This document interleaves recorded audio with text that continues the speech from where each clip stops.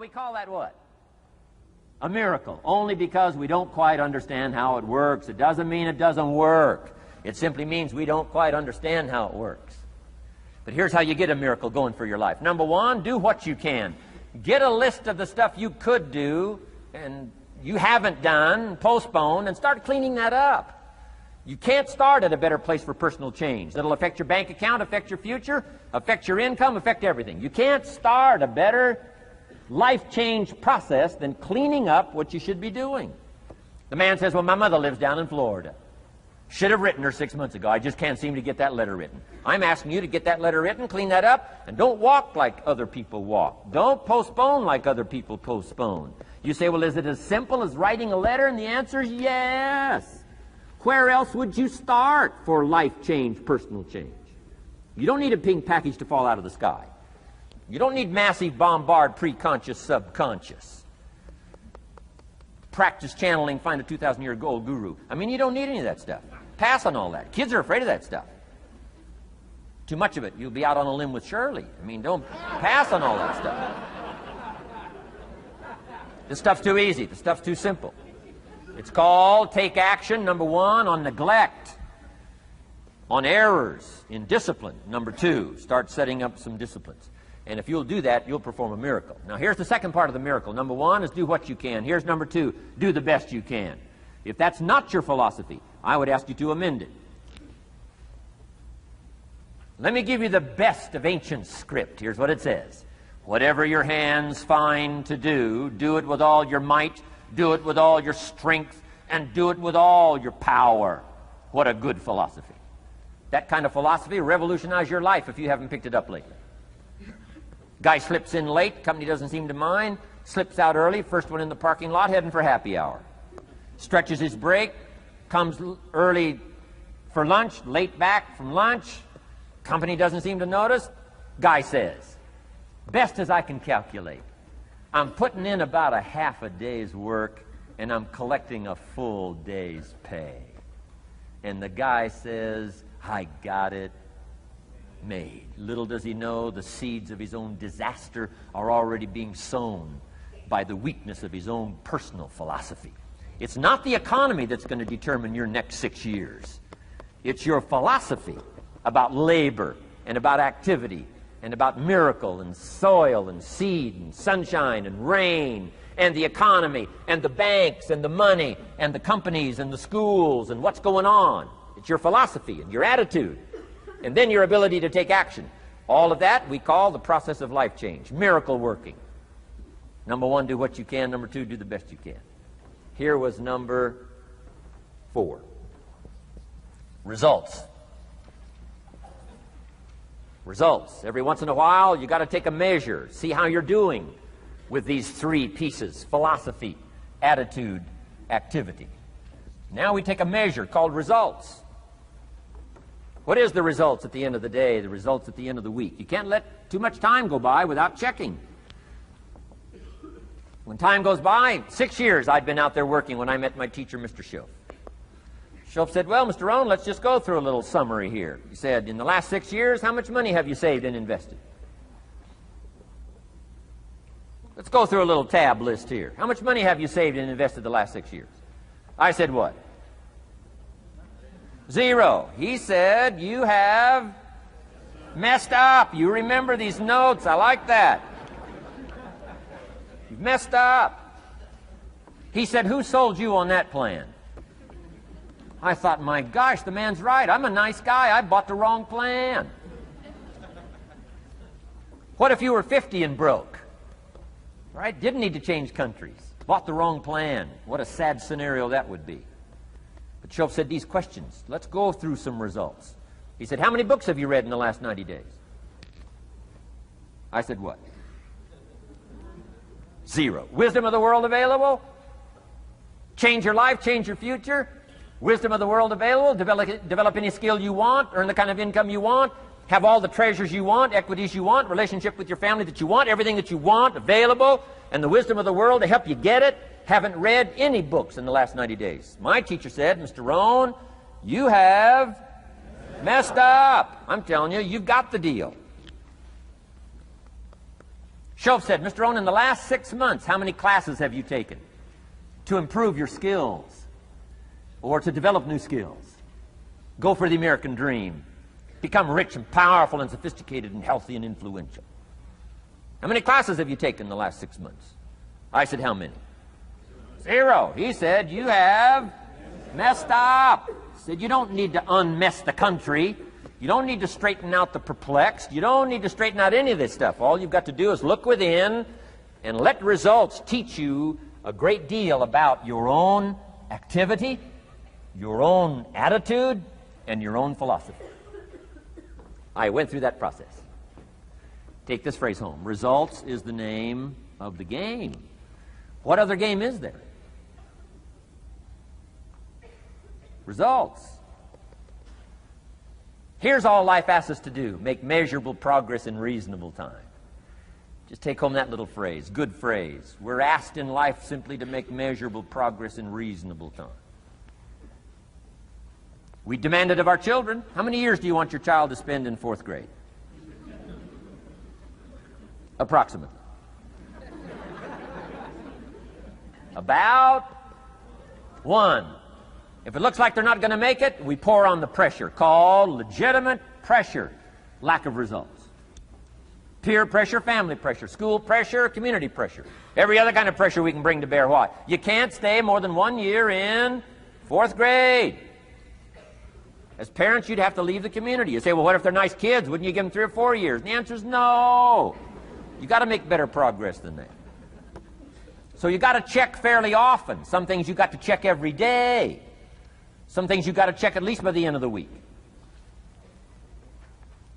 Salesman joins this little sales company. He's supposed to make 10 calls first week. Wouldn't it be legitimate to call him in on Friday and say, John, what? How many calls? I mean, this stuff is simple. John says, well. Say, John, well won't fit in this little box here. Well.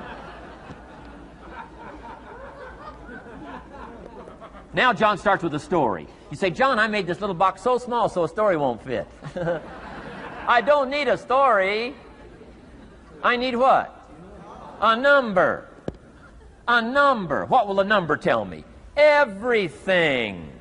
John's supposed to make 10 calls. What if he made 20? You say, wow. Wow. We got somebody.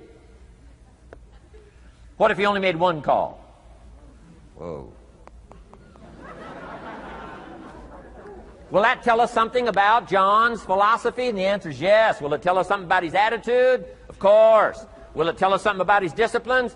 Of course. And if he wants a lesson in life change, all he has to do is be willing to face the numbers and come up with the results that will teach you to either celebrate if you got good results or fix whatever needs to be fixed in your philosophy, attitude, activity called disciplines. You don't need to go anywhere else. I do believe in affirmations. And they are valuable as long as you affirm the truth. Because it says in ancient scripts, the truth, what? Will set you free. Free to do what? Amend your errors and pick up new disciplines. That's what the truth is for, to help us amend our errors and pick up the disciplines for life change. That's what the truth is for. So I do believe in affirming the truth. If you're broke, best thing to affirm is, I am broke. You put that up on the refrigerator where you can see it every day. I mean, that's how you do that. Now, if you need a little additional affirmation, you just put up there, I'm 40 and broke. I mean, you know, that ought to do it. And if you need just a little more, put up there, I live in America and I'm 40 and broke. That's enough to turn your life around. It says, hey, something is wrong. Somewhere I have messed up. And I'm telling you, if you'll start with that, it's called the process of life change, and it doesn't matter how small the process is to start. One discipline starts it, and then one discipline feeds another, and the first thing you know, you've got this whole cycle in an upward positive motion. And it's called life change. It's called income change. It's called health change. Relationship with your family change. Equities unprecedented that you can have in numbers that will stagger the imagination if you do not curse what's available and start amending what's possible to get the results that you want. I don't think I can put it in any better language. That's it. Kids can do it. Teenagers can do it. Parents can do it. Managers can do it. Right? Government officials can do it. Anybody can do it. Anybody can do this stuff called personal change. Wow. Results is the name of the game. Success is a numbers game. Good note to make. Success is a numbers game. You got to go for the numbers. You got to understand what the numbers are. How many pounds overweight should you be at age 50? Approximately.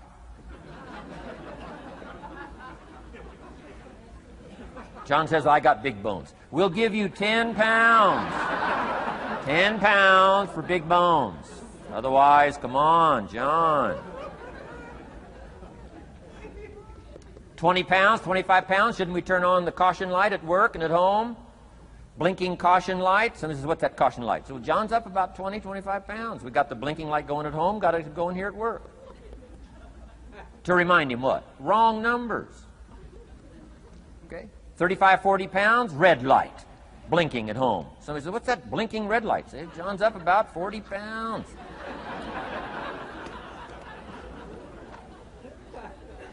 50 pounds, we got the siren. What's that siren at home and at work? John's up about 50 pounds.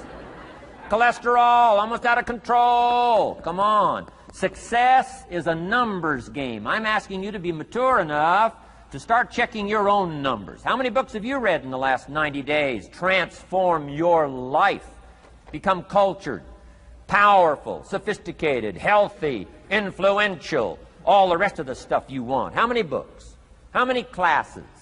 How committed are you to taking what's available and turning it into equities unprecedented, since we live in a country that there's been no such country in the last 6,500 years? If you'll pick up that process, ladies and gentlemen, I'm telling you, it's called life change of the best order. Now here's the last one.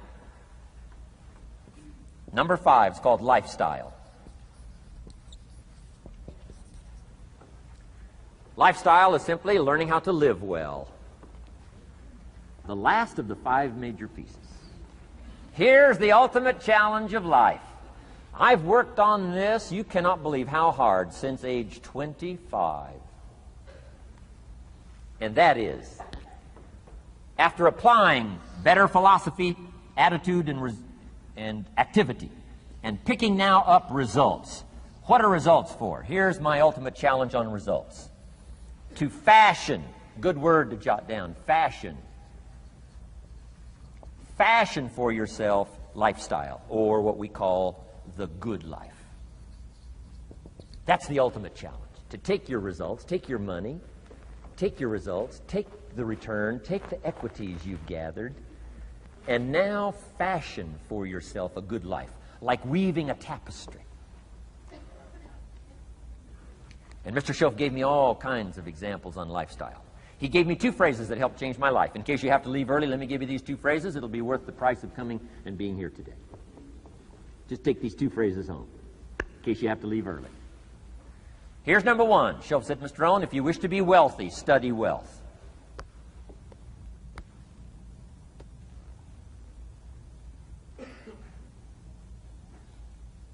When he said that, I said, my gosh, I don't know anybody that studies wealth.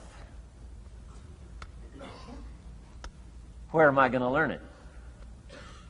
He said, never mind, Mr. Rohn, now that you've met me, if you'll be with me for a while, he said, and if you'll commit yourself, he said, I will teach you. And he taught me. He taught me the books. He taught me the stuff. Changed my life. By the time I was 31, I was a millionaire. The man taught me well. If you wish to be wealthy, study wealth. If you were to show me your present economic plan, in a personal conversation between you and me, you say, Mr. Rohn, let me disclose for you my current economic financial plan for the future. Would I get so excited, I'd say, hey, I'm going to go across the country and lecture on your plan.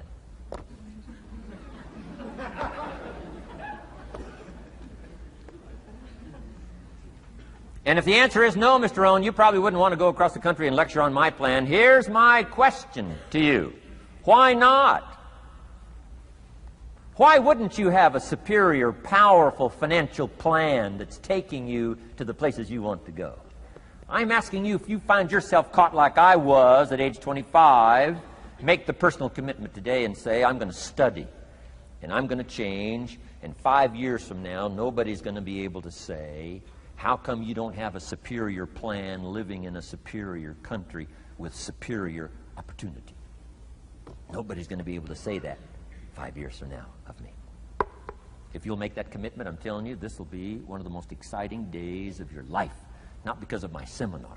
It'll be one of the most exciting days of your life because of your commitment to this simple little process I've outlined for you.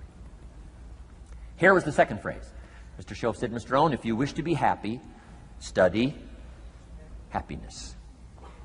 I didn't know happiness was a study. My best hope for happiness at age 25 was to just go through the day with my fingers crossed, hoping somehow something would make me happy. Shoaff said, no, Mr. Rohn, happiness is not something you postpone.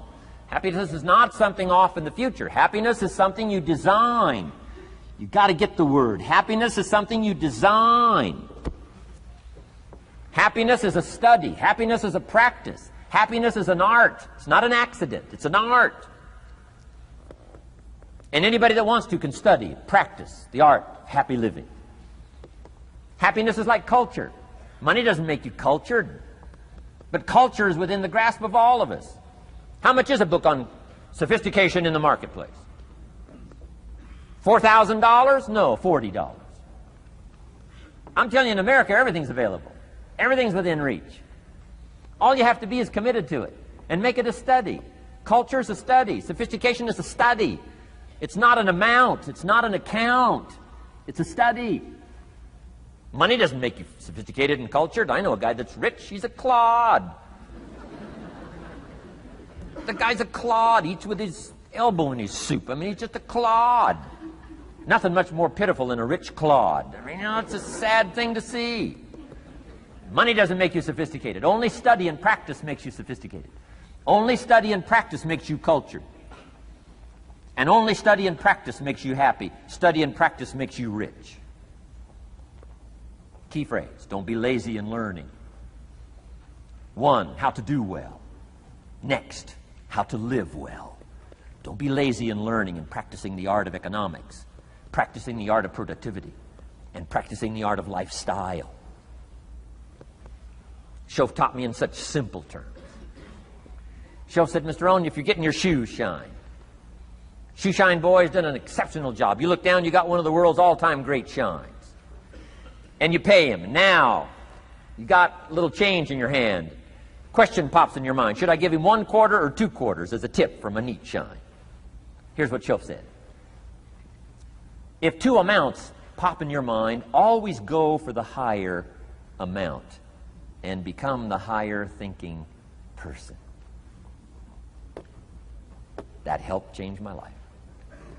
Here's what he said. Become a 2-quarter person. Now, you can tell that was a long time ago when a quarter was a good tip.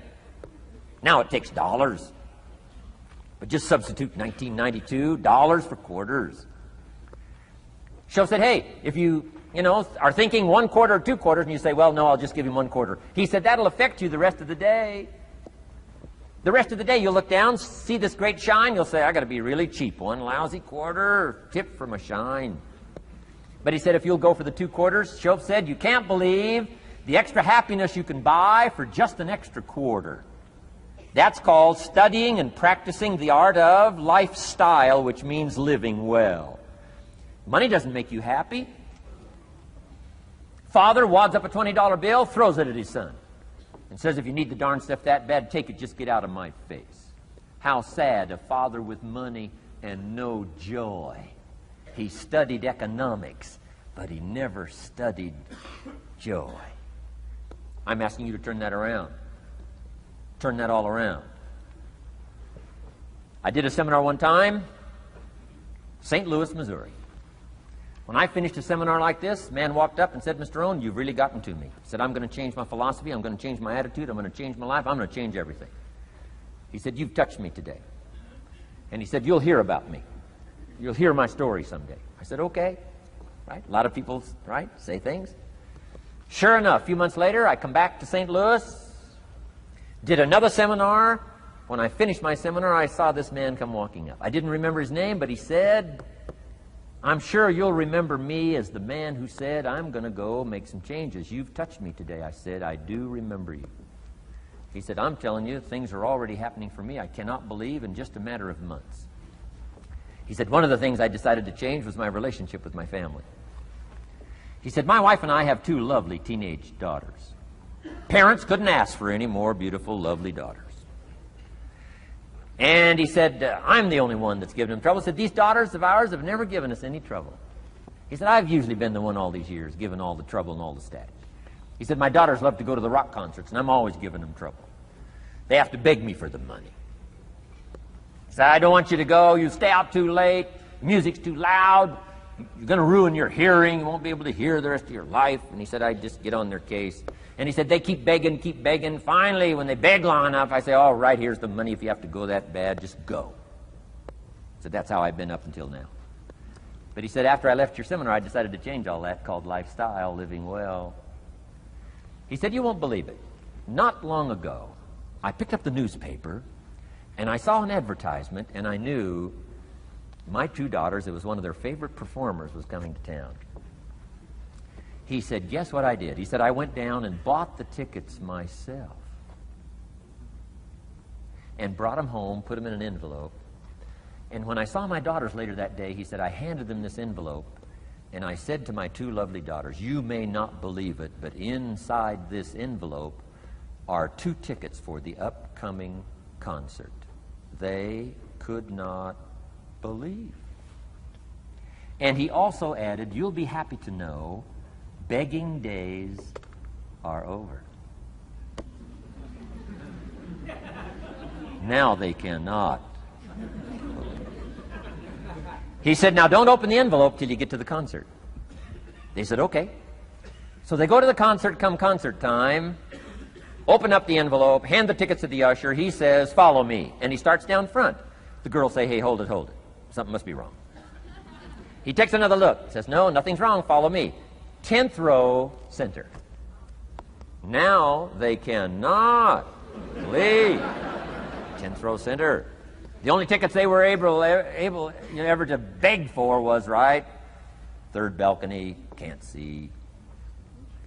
He said, I stayed up a little late that night. Sure enough, a little after midnight, my 2 daughters come bursting through the front door. One of them lands in my lap. The other one's got her arms around my neck. They're both saying, you got to be one of the all-time world's great fathers. He said, Mr. Rohn, you're right. I can't believe. Same money, different father. He said, I've started making the changes, and I decided to start with my teenagers, my girls. He said, what a difference it's making in my life.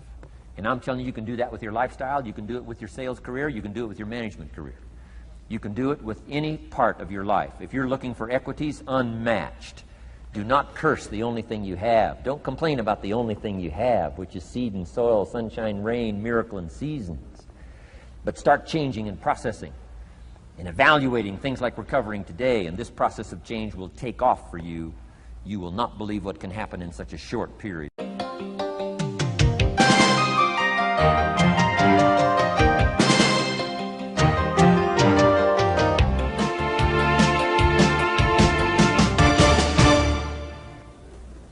Next subject, personal development.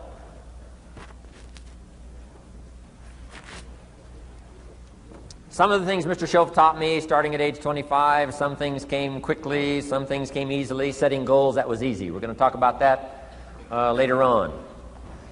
But this one I had to struggle with, personal development.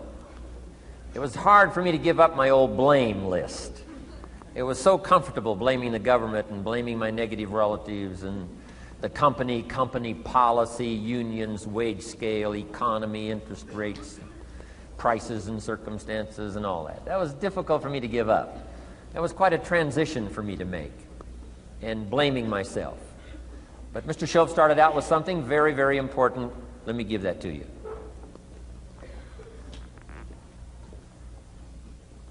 He said, it's not what happens, that determines the major part of your future.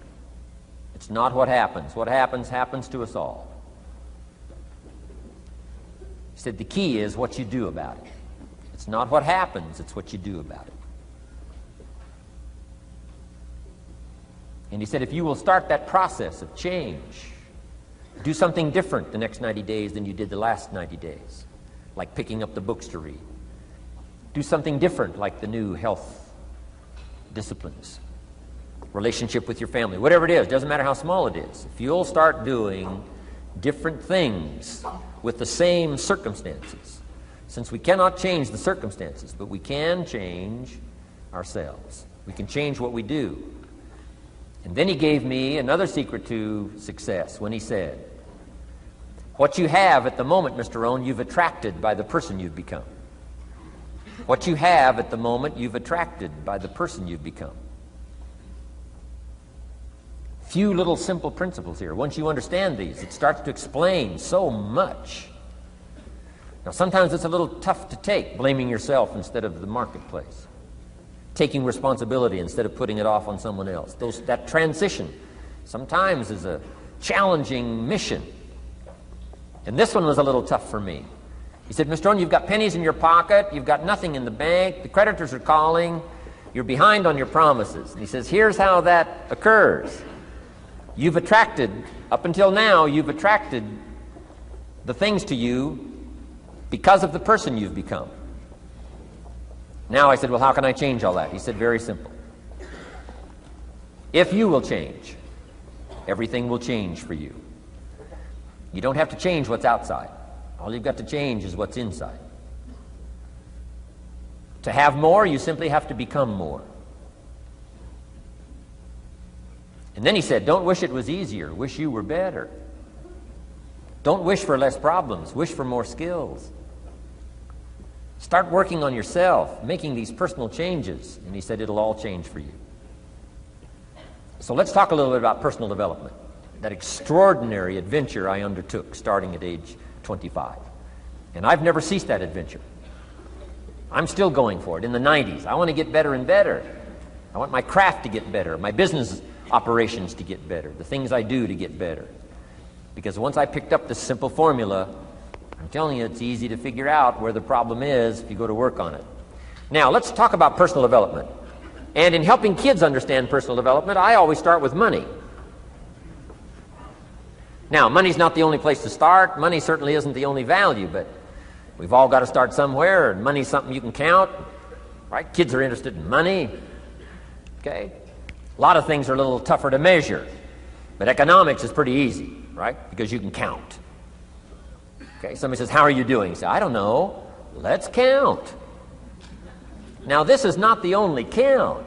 I understand that. There's a lot of other things to count.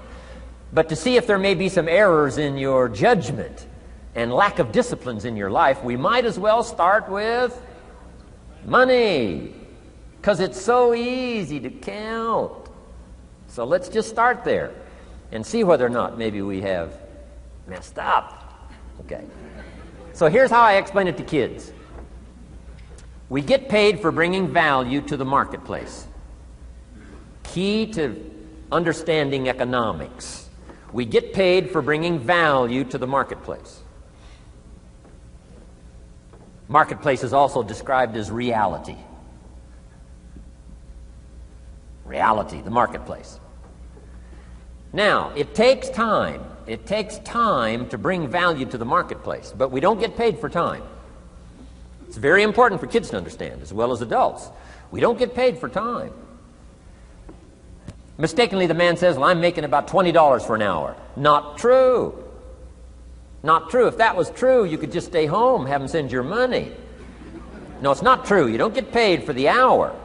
You get paid for the value you put in the time. So we don't get paid for time, we get paid for value. Now, since that's true, here's one of the key questions of the afternoon. Is it possible to become twice as valuable and make twice as much money in the same time? Is it possible to become 3 times as valuable as you now are and make 3 times as much money in the same time? Is that possible? Of course. If you want to really emphasize something, that's a good phrase, Stuart. Of course. Of course. Okay. Now, all you have to do to earn more money in the same time is simply become more valuable. America's unique. It's a ladder to climb. Starts down here, what? About $4 an hour? Big argument last year in Congress about the starting place. Should be 5, should be 5, should be 5. Well, no, it doesn't need to be 5. Why not start with 4? It's a ladder. Right? This is not a bed. This is a ladder. This is a ladder to climb. Starts at $4. Now somebody says, well, should be 5, should be 5. Well, maybe. If you're going to stay at the bottom for the rest of your life, it probably should be 5.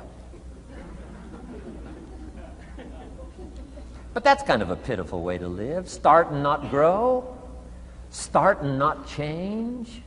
Start and not become more valuable. Hey, the whole scenario of life is to start, number 1, and what? Become more valuable, number 2. So America's a ladder to climb. Starts at $4 an hour, and the more valuable you become, you just keep moving up the ladder. Top income last year, what, 52 million? Guy that runs Disney? Would a company pay somebody for 1 year's work $52 million? And the answer is, of course. This is one of those of course places. Of course. If you help a company make $1 billion, would they pay you $52 million? The answer is, of course. It's chicken feed. I mean, it's not much money. Now, why that much money? Because he has become so valuable. Now, why would we pay somebody only $4 an hour? They're not very valuable to the marketplace. Now, we got to make that distinction, to the marketplace. Might be a valuable brother, a valuable member of the community, a valuable member of the church, valuable member in the sight of God, to the human family, of course, those kind of values. But to the marketplace, which is called what? Reality. Reality is, if you're not very valuable, you don't get much money. Those are called the facts. I mean, that's how that is. Well, then how do you get more money? Simple answer. Somebody says, well, I'll go on strike for more. Well, here's a major problem with that. Here's a major problem with that.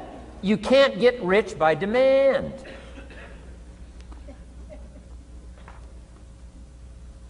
Somebody says, well, I'm waiting for a raise. I'm telling you, it's easier to climb than to wait for a raise. Why not just become more valuable rather than wait? I'm telling you, that's the key to all good things. Becoming more valuable. Why would we pay somebody $400 an hour? They've become more valuable to the marketplace. See how this works? I'm telling you, this stuff is so easy. This is America. This is a ladder. How far is it from 4 to 5? I'm telling you, it's not far. $4 to $5 an hour? If you work for McDonald's, haul out the trash, they'll pay you $5 an hour. If you whistle while you haul out the trash, they'll pay you $5 an hour. I'm telling you. You'll get an extra $1 just for a good attitude. Yay, McDonald's. Wear the hat. It's incredible. $5. And then you just keep becoming more valuable, more valuable, more valuable. I got a telephone call 5 years ago. The company said, we're ready to expand internationally. We need some help. I was sort of semi-retired. Right? Looking for the next exotic beach. They said, no, Mr. Rohn, we got a project for you. Right? We're going to expand internationally. We could use your help. Next little while, we'll add some millions to your fortune, make it worth your while. I said, okay. I thought later, isn't that interesting that they called me? My second thought was, of course they'd call me. Who else would they call? I mean, I can get the job done. Now, how come I got a telephone call worth millions? I had become valuable. Now, I'm a farm boy from Idaho. I was raised in obscurity. 1 year of college, and I thought I was thoroughly educated. Made all kinds of mistakes galore. At age 25, the creditors are calling me saying, hey, you told us the check was in the mail. I got pennies in my pocket. I got nothing in the bank. I'm behind on my promises. How come I get a telephone call 5 years ago and it's worth millions? I changed. I turned my life around.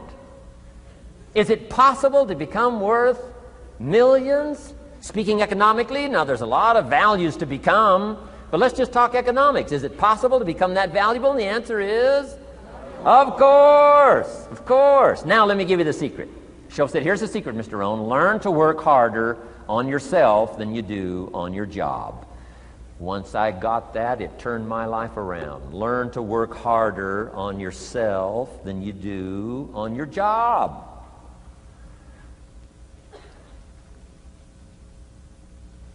He said, if you work hard on your job, you'll make a living. If you work hard on yourself, you can make a fortune. Wow. If you would have known me at age 25, you would have said, Jim Rohn's a hard worker. If you'd have known me, you'd have said that. I'm the guy, I don't mind coming a little bit early, staying a little bit late. I don't mind that. You'd have said, well, Jim Rohn's a hard worker. You say, well, how come he's got pennies in his pocket and nothing in the bank and behind on his promises? Well, I was a hard worker, but I was working hard on my job, not on myself. I'm telling you, if you'll learn that simple little principle and start the process today, latest tomorrow, I'll give you tonight to think it over. And start this whole process of personal development, work on yourself, make yourself more valuable to the marketplace. I'm telling you, you can so dynamically change your income, and economics is the least of the values that you can start earning in terms of equity if you'll start working harder on yourself than you do on your job. Work hard on yourself and develop the skills. Work hard on yourself and develop the graces. All of the stuff necessary to become more valuable to the marketplace. I'm telling you, your whole life can explode into change. Promotions, no problem. Becoming more valuable to the company, I'm telling you, no problem.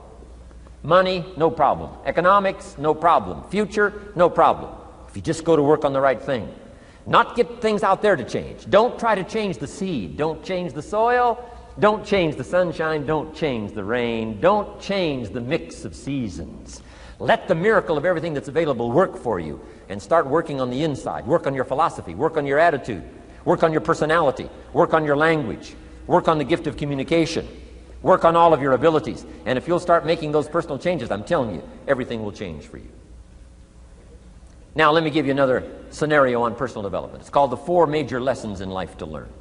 Before we get to the 4 major lessons in life to learn, let me give you a key phrase for your notes. Here it is. Life and business is like the seasons.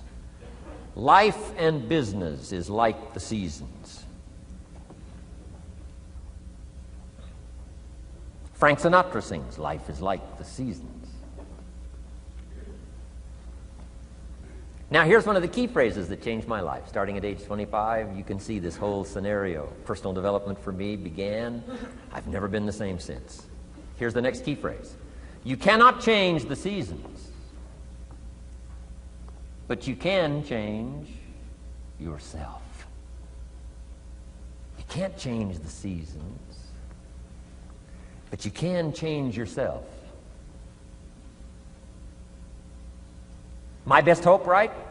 When I'm 25 years old, my best hope was to go through the day with my fingers crossed saying, I sure hope things will change. I sure hope things will change.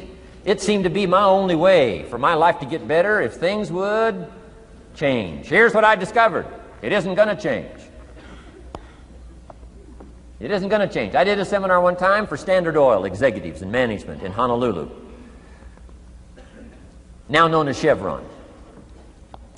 And we're talking economics one day around the conference table. And one of them said to me, Mr. Rohn, you know some fairly important people around the world. You have a chance to travel internationally. Can you tell us what you think the 80s are going to be like? Now you can tell how far back this goes. He said, what do you think the 80s are going to be like? And I thought for a moment, and I said, gentlemen, I do know the right people. And I do have some experience, I think I can tell you. So they all leaned in a little closer, and I said, gentlemen, based on the people I know and based on the best of my own experience, I think in the 80s it's going to be about like it's always been. Aren't you glad you came today? I mean, that's inside stuff. I don't just spread that around everywhere. It's going to be about like it's always been. It isn't going to change. To hope that it'll change is called whistling in the wind. Being so naive, hoping for something that isn't going to occur. I can give you the shortest history lesson that you can imagine in one sentence. What describes human history on the spinning planet the last 6,500 years? Let me describe it for you in one sentence. Here's human history in one sentence. Opportunity mixed with difficulty. That's about as simple as you can put it. And opportunity mixed with difficulty isn't going to change. The man says, well, if it isn't going to change for the future, if it isn't going to change in the 90s, how will my life ever change? Answer, when you change. And if you will change, everything will change for you. Your bank account will change, your income will change, your future will change. The ability to acquire your dreams will change. It'll all change if you will change. And now let's go through the scenario of the seasons. Life and business is like the seasons. Let's cover them. Here's number one, major lesson in life to learn. Learn how to handle the winters. You say, well, Mr. Rohn, a lot of this stuff is fairly obvious. That's true. Just need somebody like me just to come along and remind us. This is what this is called today, a reminding session. I got no new truth for you to discover. This is all old stuff. We just need to hear it again. Somebody get on our case a little bit, right? We all need that. Here's number one lesson. Learn how to handle the winters. That's obvious. The winters come right after falls. And pray tell how often? Every year, according to written history, for the last 6,500. To cross your fingers and say, I hope it doesn't come. I'm telling you, we call that naive. Now, there's all kinds of winters. Not just the winter of the season, but there's all kinds of winters. Winter time, the down time, the discouraging time. One writer called it the winter of discontent. The winter when you can't figure it out, the winter when it all goes wrong. Economic winters, social winters, political winters, and personal winters. When your heart is smashed in 1,000 pieces, the nights are unusually long. It's called winter time. Barbra Streisand sings, it used to be so natural to talk about forever, but used to be's don't count anymore. They just lay on the floor till we sweep them away. You don't sing me love songs. You don't say you need me, and you don't bring me flowers anymore. A song of winter. But hey, we're acquainted with all those winter scenarios. We've been through them all. Now the question is, what do you do about the winters? Well, you can't get rid of January by tearing it off the calendar. But here's what you can do with the upcoming winters of your life. The long ones, the short ones, the easy ones, the more difficult ones. Here's what you can do. Get wiser and stronger and better. Just make a list of that trio of good words. Wiser, stronger, and better. To challenge for yourself the upcoming winters of your life, don't you think you could read more? Pick up the scenario, pick up the books, pick up the cassettes. So I would put some stuff on cassettes so you can listen to it, put it in books so you can read it. Now putting it on video so you can see it. I'm telling you, anybody that wants to can get wiser. Next is stronger. Anybody can get stronger. If you're willing to do the push-ups, you can get stronger. If you're willing to put yourself through the paces, you can get stronger. Can you develop stronger skills? And the answer is yes. Start practicing, practicing, practicing. And you can get stronger. Can you get stronger in handling life situations? Of course. But you got to go to work on yourself. You can't blame out there wishing it was easier. Wish you were stronger. And here's the last one, get better. Anybody can get better. Language, we can all get better. I've been lecturing now for 33 years, and I'm telling you, today versus 33 years ago, I'm better. First time I gave a talk, I stood up, my mind sat back down. I mean, I've been through that whole deal. Opened my mouth, nothing came out for a while. My knees are banging together, the sweat's pouring off my face, I'm shaking like a leaf. It's called terror, in case you haven't tried it. Those first attempts. But I'm telling you, I got through it, and I did it again, and I got through it, and I did it again, and I got through it. And now, of course, I can lecture for a few hours in one day. Anybody can get better. Develop the skills, okay? Handle the upcoming winters. Don't wish away the winters. That's called naive. Wish for the skills. Wish for the strength. Wish for the wisdom.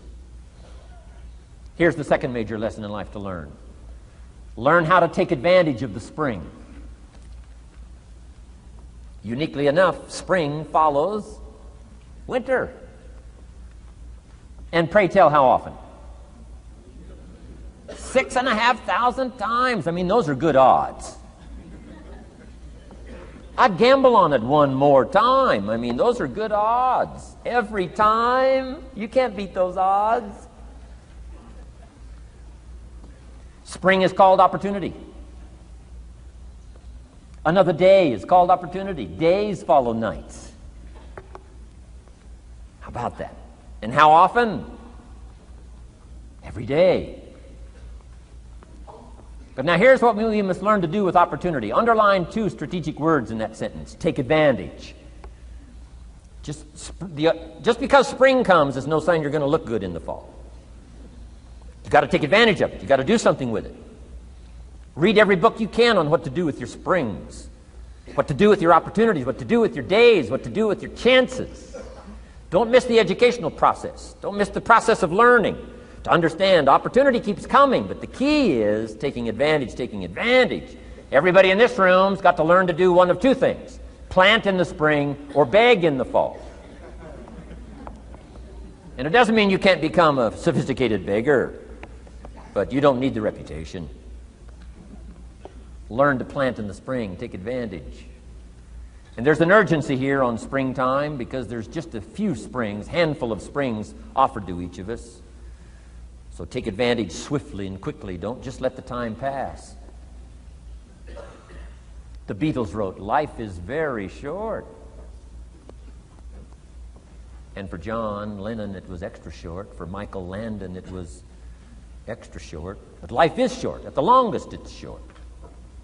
So don't just let the springs pass. Take advantage. Seize the day. Seize the moment. Seize the opportunity. That's the key. Springtime. Life is fragile. Life is brief. Elton John sings, "She lived her life like a candle in the wind." It's fragile. It's brief. Whatever you're going to do, you got to get at it. Don't just let it pass away. Here's major lesson number 3. In the summer, learn how to nourish and protect. We've got 2 challenges in the summer in the personal development part of our life. And that is become capable and powerful enough in the summer and wise enough in the summer to nourish what's good and defend yourself against what's bad. Nourish and defend. The summertime is an interesting time. It holds the possibility of the promise of harvest time, but it also has the possibility of the threat.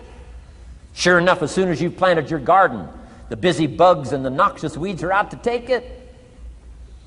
And let me give you another word of advice. They will take it unless you prevent it.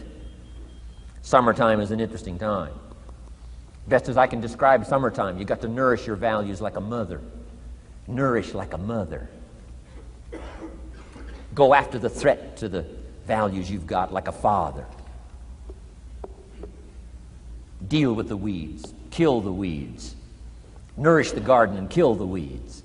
That's called summertime. What a challenging time. Give life like a mother. Take life like a father. Summertime. You got to deal with the negative as well as the positive. Summertime is a unique, complex mix of positive and negative. Opportunity and threat. What a scenario of life itself. Opportunity and threat to the opportunity. And you got to deal with both. You got to think positive and you got to think negative. You got to handle what's ever out to threaten you. You got to learn to threaten it back. Summertime. Interesting time. Nourish like a mother. Defend like a father. You got to be like your bloodstream in the summer. Red corpuscles to what? Nourish. White corpuscles to what? Fight. You got to both nourish and fight. You got to nourish and be vigilant. Okay. White corpuscles think negative. You can't just think positive. We call you naive. Somebody says, well, I've been taught to be all positive. You'll be some kind of freak. You can't be all positive. Thank God for white corpuscles that think negative all day. Guess what white corpuscles are looking for all day? Problems, infection. White corpuscles say, just show me some infection, I'll kill it. Why? It's out to kill the body. It's out to kill our chances. It's out to kill our future. Whatever threatens us, we threaten. I'm asking you to take sword to your enemies. Whatever's out to threaten your health, you got to threaten it back. Like white corpuscles. Kill what's evil. Nourish what's good. Love like a mother. Hate like a father. Father says to whatever threatens his family, take 2 or 3 more steps toward this family and threaten my family, you'll cease to exist.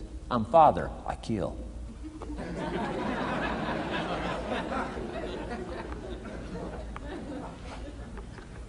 Don't let the weeds take your garden.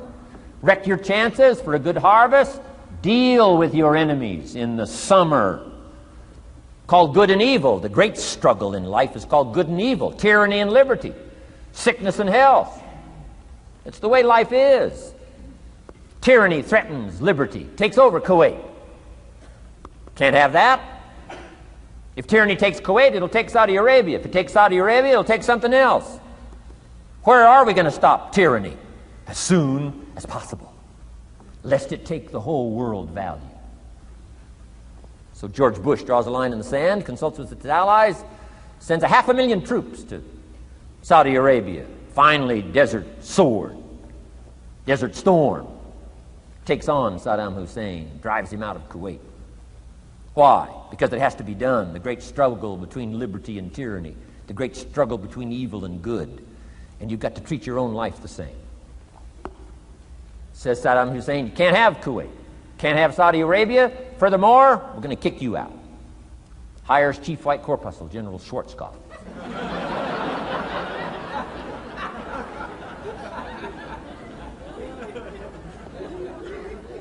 Takes care of the matter. I'm asking you in the summer, nourish like a mother. Threaten whatever threatens you like a father. Now you can also turn around the scenario, that's true. Love like a father, hate like a mother. Give life like a father, take life like a mother. You can turn the scenario around. The key is both love and hate. Single parents have got the greatest challenge. Love like a mother, hate like a father. Love like a father, hate like a mother. Nothing more dangerous than an angry mother.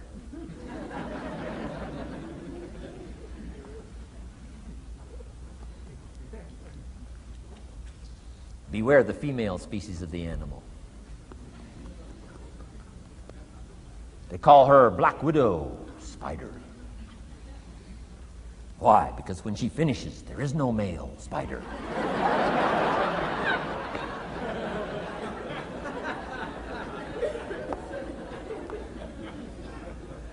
I saw this article. I was flying on an airplane up in Canada. I saw this article in one of the airplane magazines. Showed a picture of this guy with his shirt off, these claw marks down his back, teeth marks in his neck. The guy almost got killed. He was out in the woods, saw a mama bear with her little cub. Said, oh, this looks cute. Had his flash camera, went flash, flash, took a picture. Mama bear treats it unkindly, promptly chases him.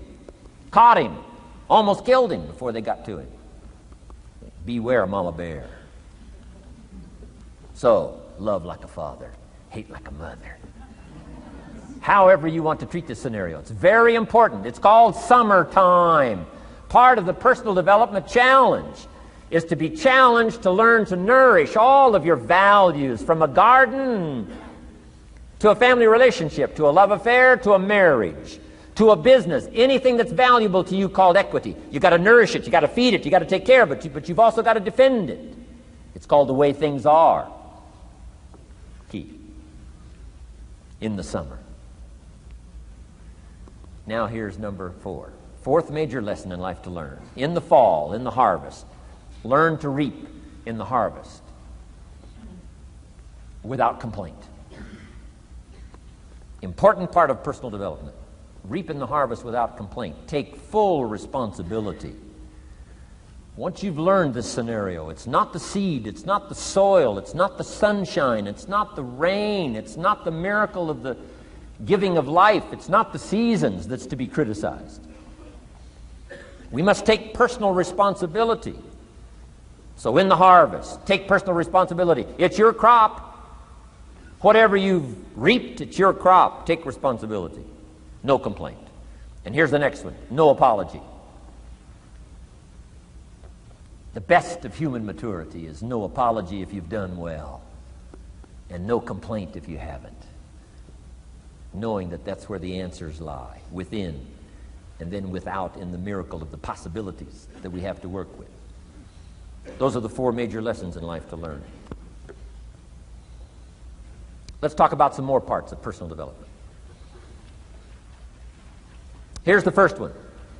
Physical. The physical side. Got to take care of yourself. Do not neglect to take care of yourself. Good phraseology used in the Bible, in my amateur way, but let me put it to you best I can. Here's what it says. Treat your body like a temple. That's a good phrase, good suggestion. A temple meaning something you take extremely good care of. A temple. That's a good phrase. Treat your body like a temple, not a woodshed. A temple, a temple. Take good care. It's the only place you've got to live currently. The temple. Nutrition.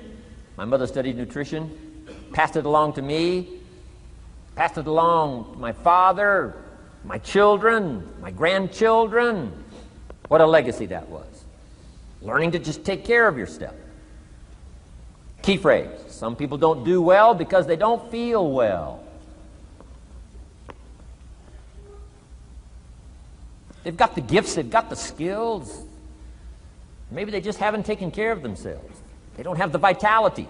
Key phrase. Vitality is a major part of success. Vitality. So take care of yourself. I know a guy that raises racehorses. I'm telling you, the guy feeds his horses better than he feeds himself.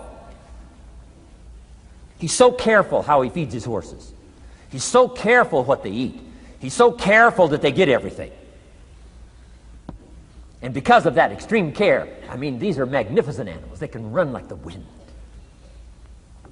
But you ought to see this guy.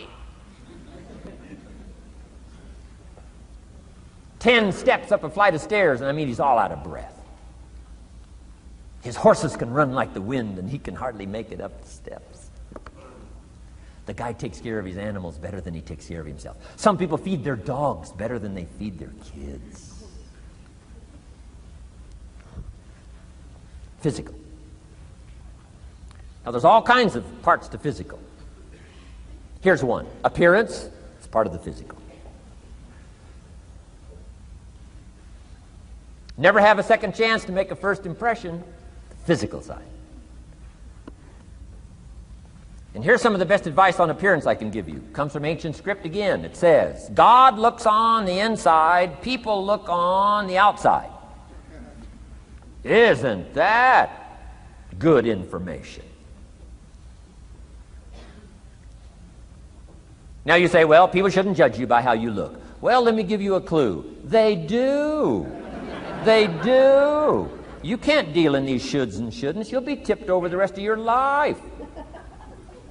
Now, of course, when people get to know you, they'll judge you by more than what they see. But at first, they're going to take a look.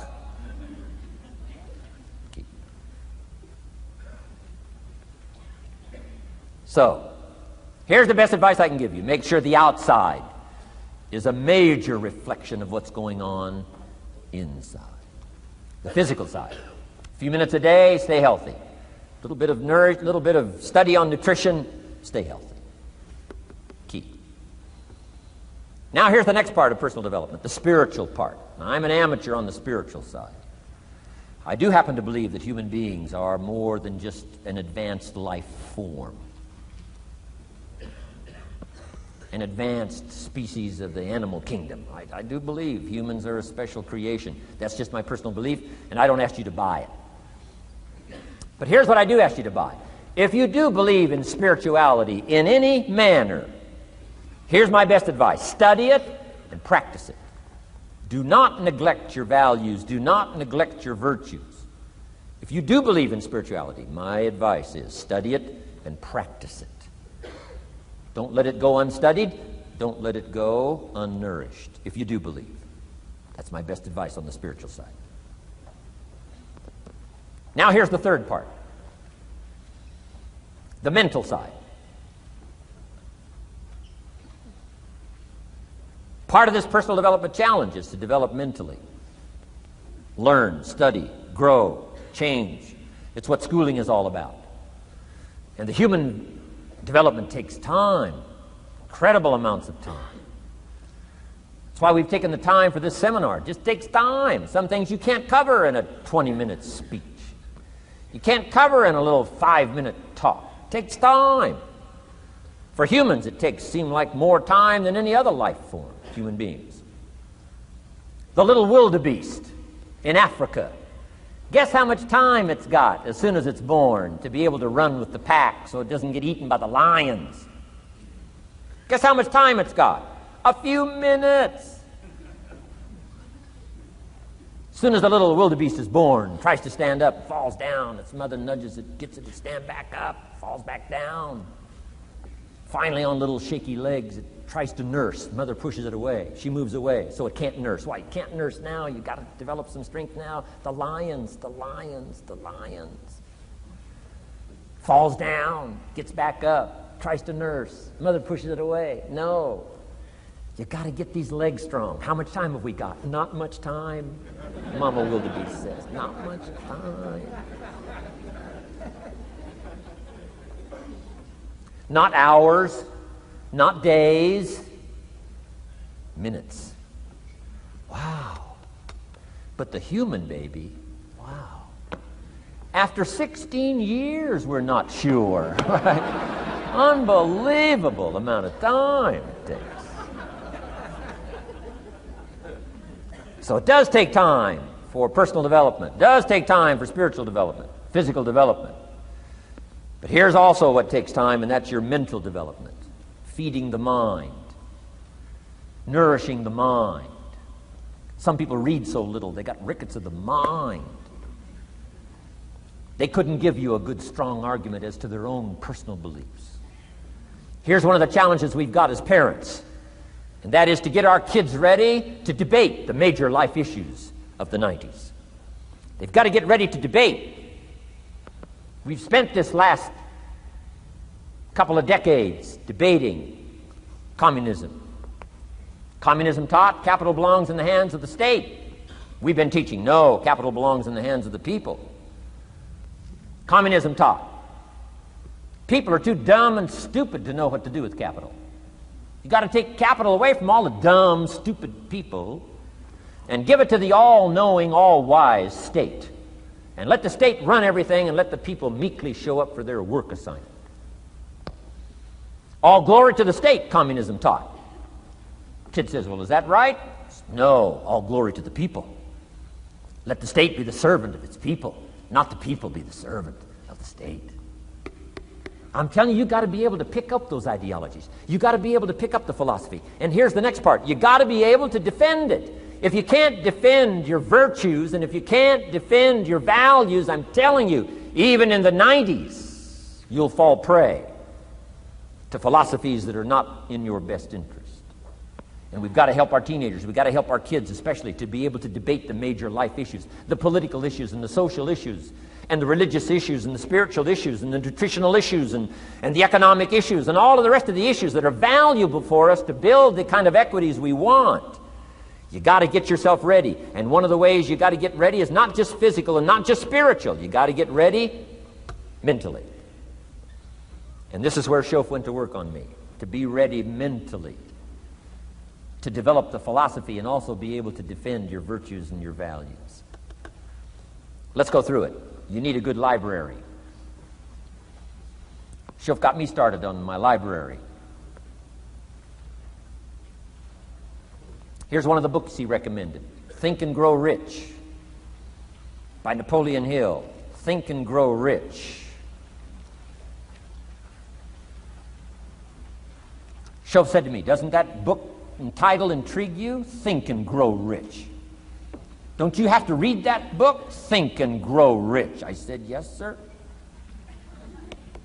By Napoleon Hill. I went and found that book in a used bookstore. That's where I had to start. In a used bookstore. I paid less than 50 cents for it. I've still got it. It's one of the rare hardback covers. Think and Grow Rich by Napoleon Hill. Wow, Shoaff was right. Get a library started. It'll change your life. Any home over $200,000 has got a library. Why do you suppose that is? Wouldn't that make you curious? How come every home over $200,000 has got a library? Does that tell you something? Does that educate you at all? You say, well, I can't afford a $200,000 home. It doesn't matter what size home. Take your present apartment, clean out a closet, call it your library, and start acting intelligent. And start this process like I did. Start developing a library.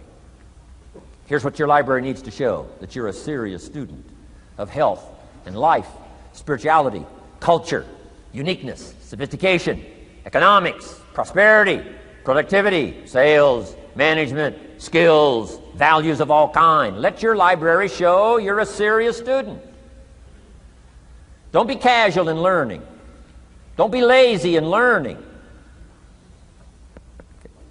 Information is the key. Okay. Learning is the beginning of wealth. Learning is the beginning of health. Learning is the beginning of prosperity. Learning is the beginning of democracy, the beginning of freedom. All values, all virtues start with the learning process.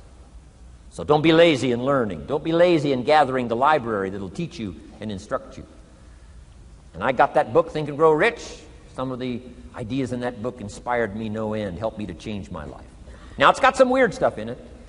You know, it's got some weird stuff. Napoleon was weird, so you gotta separate out a little of this weird stuff. But you can do that. You can separate out the weird stuff, okay?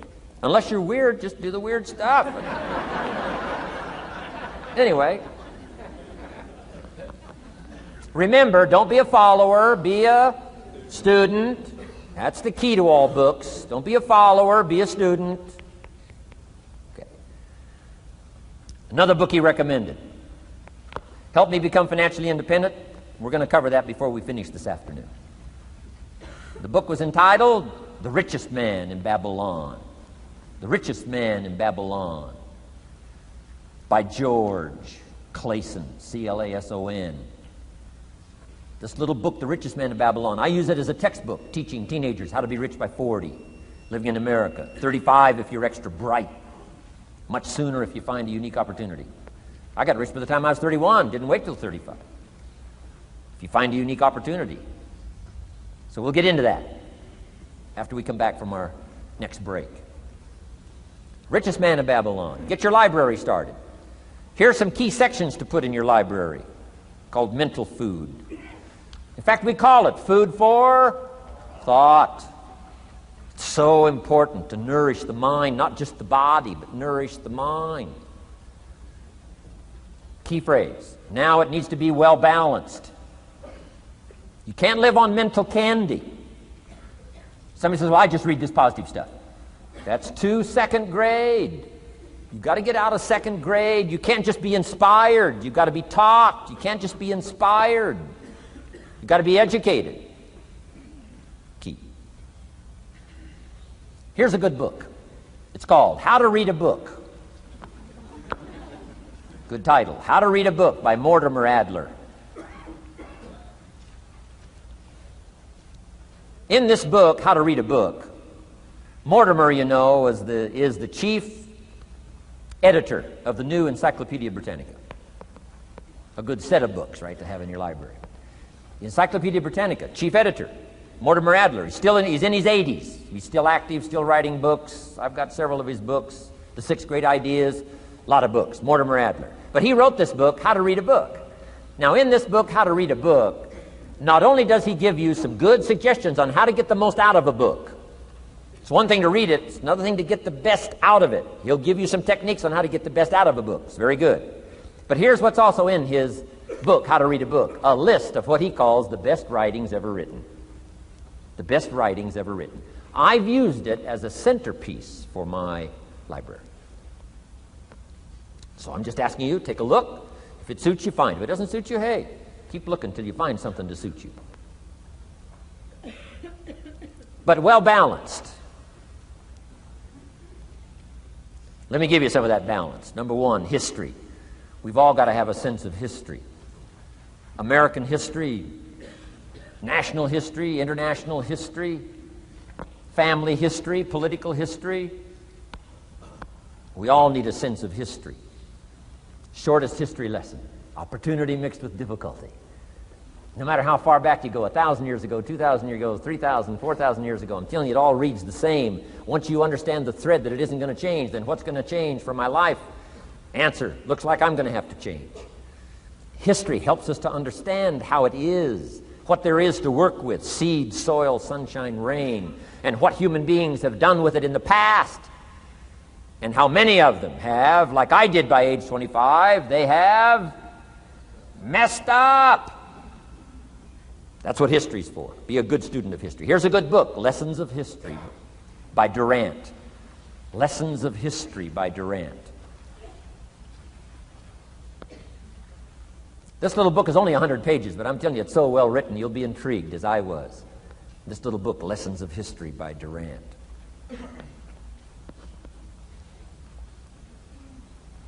Next is philosophy. Durant also wrote a good book on philosophy. The Story of Philosophy. It's got a good rundown of the key philosophers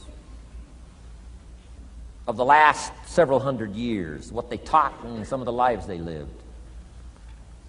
You might find it a little difficult, but hey, you can't just read the easy stuff. Key phrase to add here in parentheses, don't just read the easy stuff. You won't grow. You won't change. You won't develop. Tackle the more difficult stuff.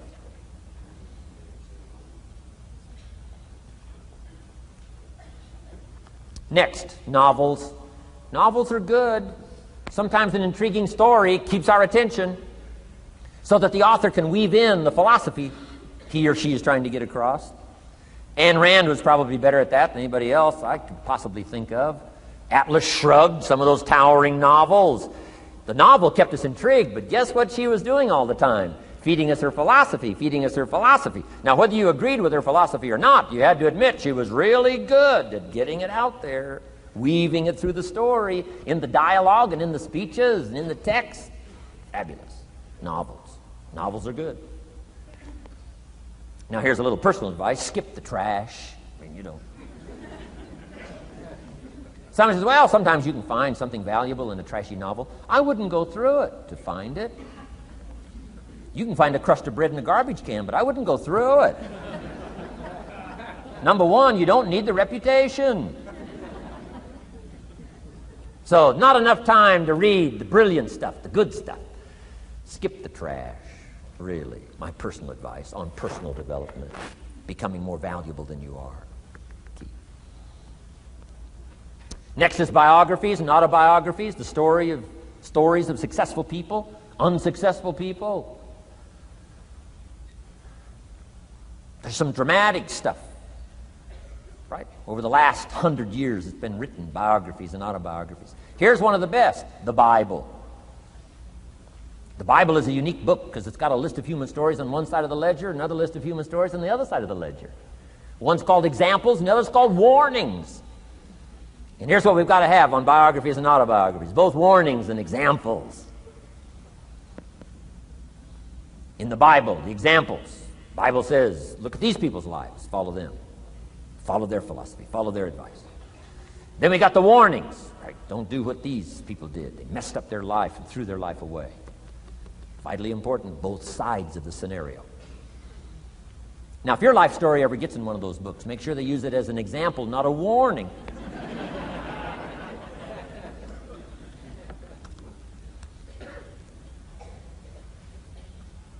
Also, we need balance, both sides, balance, good and evil, biographies, autobiographies.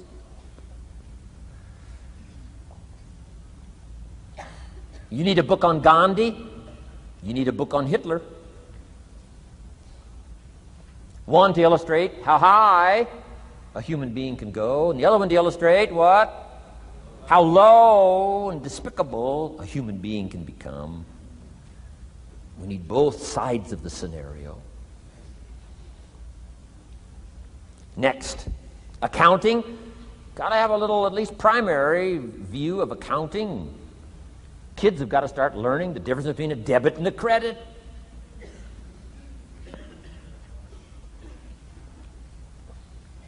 Next is law. We all need, right, a little bit. You don't have to be a lawyer, but you got to know contracts, what to sign, what not to sign, backups, good advice, how to be safe rather than sorry. All of us need a little law, not a lawyer, but a little law, especially these complicated days. Everything's in court these days. I learned this the hard way. Company wanted to borrow money a long time ago, up in Canada. Company wanted to borrow some money. The bank said, well, yes, we will loan the company the money if Mr. Rohn will sign personally. And I wanted to play hero, and I knew the company could pay it back. $250,000. So I signed. No problem. Sure enough, within less than a year, they paid it all back. $250,000. I am now a hero. Well, about a year later, this company gets in financial trouble. They go back to the bank and borrow this $250,000 again. I said, I hope my phone doesn't ring because I won't sign the note this time. Because I knew they were in trouble. I knew they were probably going to go bankrupt. My phone never rang. I'm off the hook. Sure enough, within less than a year, the company goes bankrupt. Can't pay. But I get this letter from the bank saying, Dear Mr. Rohn, since the company cannot perform its obligation and pay this $250,000, and since we have here your personal guarantee, would you please send us your check for $250,000? I said, hey, hold it. There must be some mistake here. I signed that first note, and they paid it all back. I wouldn't have signed the second note. I didn't sign the second note. Well, what I didn't know I had originally signed was a continuing guarantee. So now I know what the word continuing means.